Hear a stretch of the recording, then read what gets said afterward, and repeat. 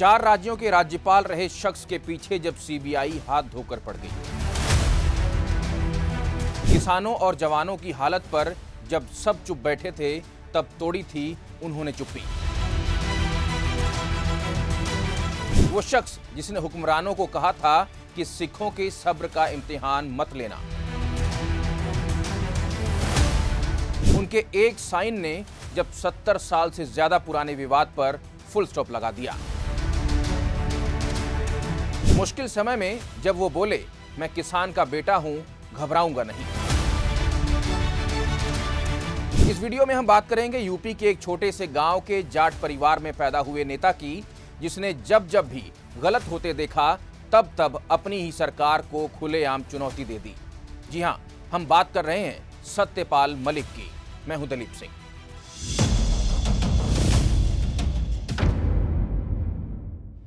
करीब 55 साल पहले कॉलेज में स्टूडेंट्स यूनियन के प्रधान बनने वाले सत्यपाल मलिक को खुद भी अंदाजा नहीं था कि एक दिन ऐसा भी आएगा कि भारत की सियासत में उनका नाम असरदार नेताओं में दर्ज हो जाएगा। यूपी के बागपत के हिसावड़ा गांव में पैदा हुए मलिक ने साइंस और एलएलबी की पढ़ाई की थी, पर शायद मन में कुछ और चल रहा था। वो था पढ़ाई से अलग राह चुनने का जुनून।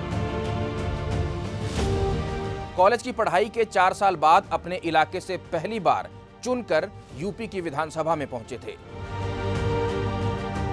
1974 में चौधरी चरण सिंह की पार्टी भारतीय क्रांति दल के टिकट पर विधायक चुने गए। इसके बाद सत्यपाल मलिक ने पीछे मुड़कर नहीं देखा। साल 1980 में राज्यसभा सांसद बने और उसके बाद 1984 में कांग्रेस में शामिल हो गए। 1986 में फिर से राज्यसभा सांसद बने, लेकिन जब पता चला कि सरकार के दौरान बोफोर्स घोटाला हुआ तो तुरंत सांसद का कार्यकाल पूरा होने से पहले ही कांग्रेस छोड़ दी। फिर उसके बाद जनता दल के टिकट पर लोकसभा का चुनाव लड़ा और जीत गए। मलिक समाजवादी पार्टी में भी रहे और वो समय भी आया जब उन्होंने साल 2004 में बीजेपी ज्वाइन कर ली। पार्टी के राष्ट्रीय उपाध्यक्ष भी नियुक्त किए गए। उनका काम देखते हुए 2017 में बिहार का गवर्नर बनाया गया। उसके बाद जम्मू कश्मीर, गोवा के राज्यपाल का पदभार भी संभाला और 2022 में मेघालय के राज्यपाल के पद से रिटायर हुए। साल 2019 में वो जब जम्मू कश्मीर के राज्यपाल थे, तब 2 बड़ी घटनाएं हुई थीं। एक थी पुलवामा और एक थी धारा 370 का हटना। फरवरी महीने में जब पुलवामा हमला हुआ तो सीआरपीएफ के 40 जवान शहीद हो गए। सरकार थी नरेंद्र मोदी की। तब सत्यपाल मलिक ने कहा था कि जवानों की मूवमेंट उस सड़क से बिल्कुल ठीक नहीं थी, सुरक्षा की दृष्टि से तो बिल्कुल भी नहीं। उसके बाद अगस्त 2019 में जम्मू कश्मीर से धारा 370 हटाई गई। कई दशकों के मुद्दे को मलिक के एक साइन से खत्म कर दिया गया। जिस भाजपा सरकार के दौरान मलिक अलग अलग पदों पर रहे, उसी सरकार के खिलाफ मलिक हमलावर हो गए। जब शुरू हुआ किसान आंदोलन, दिल्ली की सरहदों पर 1 साल से ज्यादा चले किसान आंदोलन पर मलिक को बेहद गुस्सा आया था। तब वो मेघालय के गवर्नर थे। एक कार्यक्रम में सत्यपाल मलिक कृषि कानूनों को लेकर पीएम मोदी के साथ हुई बातचीत का जिक्र कर रहे थे। उसमें सत्यपाल मलिक कहते हुए नजर आए थे कि मैं मोदी से मिलने गया था, मैंने उन्हें बताया आप गलतफहमी में हैं, इन सिखों को हराया नहीं जा सकता। इनके गुरु के 4 बच्चे उनकी मौजूदगी में खत्म हो गए, लेकिन उन्होंने सरेंडर नहीं किया था और ना ही इन जाटों को हराया जा सकता है। मैंने कहा कि 2 काम बिल्कुल मत करना, एक तो इन पर बल प्रयोग मत करना, दूसरा इनको खाली हाथ मत भेजना, क्योंकि ये भूलते भी नहीं हैं। उन्होंने कहा था कि ऑपरेशन ब्लू स्टार के बाद इंदिरा गांधी को पता था कि ये सिख भूलते नहीं हैं।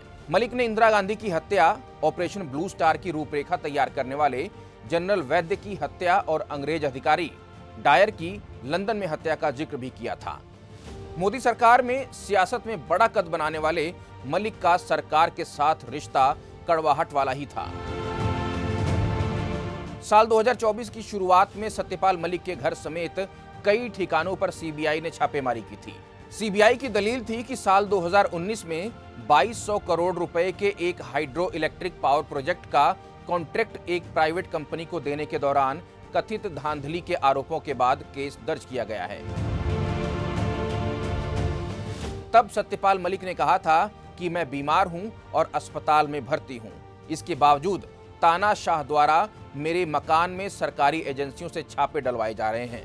मैं किसान का बेटा हूं, इन छापों से घबराऊंगा नहीं, मैं किसानों के साथ हूं। कंगना रनौत ने जब किसानों को बुरा भला कहा तब भी मलिक चुप नहीं बैठे थे। कंगना रनौत का बयान आपको पता होगा? मालूम है मुझे। मालूम है। आपकी क्या प्रतिक्रिया है? देखिए, कंगना रनौत राजनीति में नाबालिग है, उसको नहीं बोलना चाहिए।